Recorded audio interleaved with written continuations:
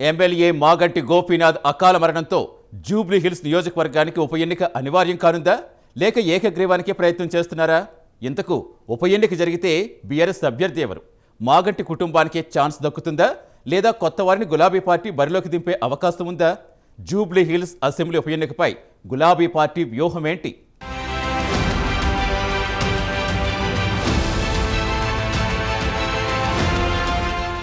తెలంగాణలో మరో ఉప ఎన్నిక రానుంది. జూబ్లీహిల్స్ సిట్టింగ్ ఎమ్మెల్యే మాగంటి గోపీనాథ్ మరణంతో ఒక స్థానం ఖాళీ అయింది. దీంతో అందరి దృష్టి ఉప ఎన్నికపై పడింది. ఇప్పటి నుంచే రాజకీయ పార్టీలు కసరత్తు ప్రారంభించాయి. అయితే జూబ్లీహిల్స్ అసెంబ్లీ స్థానానికి నోటిఫికేషన్ ఎప్పుడొస్తుందనే చర్చ పొలిటికల్ సర్కిల్స్లో జరుగుతోంది. సాధారణ అసెంబ్లీ స్థానం ఖాళీ అయితే 6 నెలలు ఉప ఎన్నిక జరగాలి. త్వరలో బీహార్ అసెంబ్లీ ఎన్నికల స్కెడ్యూల్తో జూబ్లీహిల్స్ ఉప ఎన్నికకు స్కెడ్యూల్ ప్రకటించే అవకాశం ఉన్నట్టు ప్రచారం జరుగుతోంది.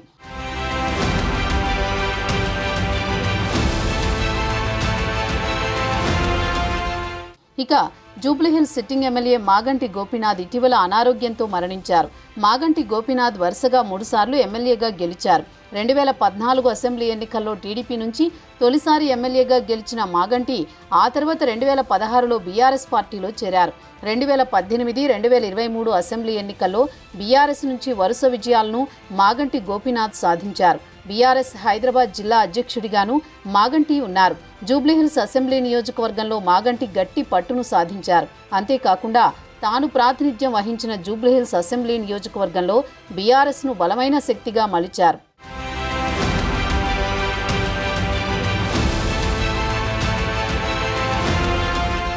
మాగంటి గోపీనాథ్ మరణంతో బీఆర్ఎస్ సిట్టింగ్ స్థానాన్ని కోల్పోయింది. దీంతో ఖాళీ అయిన జూబ్లీహిల్స్ టికెట్ను అతని సతీమణి మాగంటి సునీతకిచ్చే అవకాశం ఉన్నట్లు గులాబీ వర్గాల్లో చర్చ నడుస్తోంది.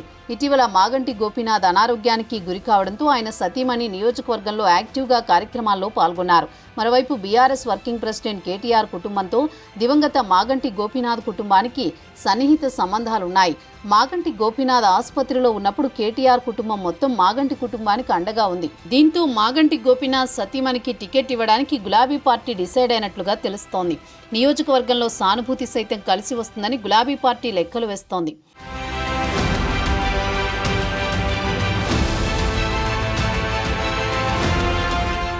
ఒకవేళ బీఆర్ఎస్ అధిష్టానం మాగంటి గోపీనాథ్ సతీమణికి కాకుండా వేరే వారికి టికెట్ ఇవ్వాలని భావిస్తే మాజీ ఎమ్మెల్యే పి విష్ణువర్ధన్ రెడ్డి, రావుల శ్రీధర్ రెడ్డి పేర్లు ప్రచారంలో ఉన్నాయి.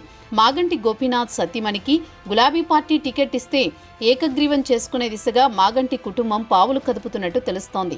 ఏపీ సీఎం చంద్రబాబు నాయుడుతో మాగంటి కుటుంబానికి మంచి సంబంధాలున్నాయి. గతంలో మాగంటి గోపీనాథ్ టీడీపీ నుంచే పొలిటికల్ కెరియర్ స్టార్ట్ చేశారు. ఏపీ సీఎం చంద్రబాబు నాయుడు ద్వారా జూబ్లీహిల్స్ నుంచి ఉప ఎన్నిక ఏకగ్రీవమయ్యే విధంగా మాగంటి సతీమణి ప్రయత్నాలు చేస్తున్నట్లుగా గుసగుసలు వినిపిస్తున్నాయి.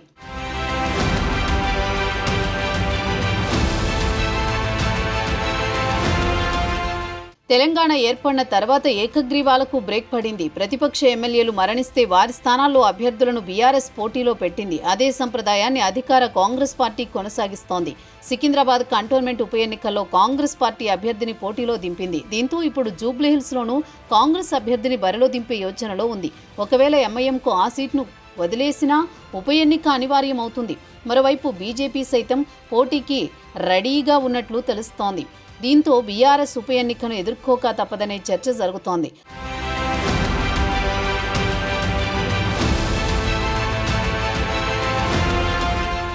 ఓవైపు రాష్ట్రంలో కాంగ్రెస్ సర్కార్ ఫెయిల్ అయిందని బీఆర్ఎస్ పెద్ద ఎత్తున ప్రచారం చేస్తోంది. దీంతో ఇప్పుడు కాంగ్రెస్కు ఉప ఎన్నిక కత్తి మీద సాములా మారింది. దీంతో ఎన్నికల్లో గెలిచి బీఆర్ఎస్ విమర్శలకు చెక్ పెట్టాలని భావిస్తోంది. మరోవైపు సిట్టింగ్ స్థానాన్ని నిలబెట్టుకోవాలని, సత్తా చాటాలని బీఆర్ఎస్ భావిస్తోంది.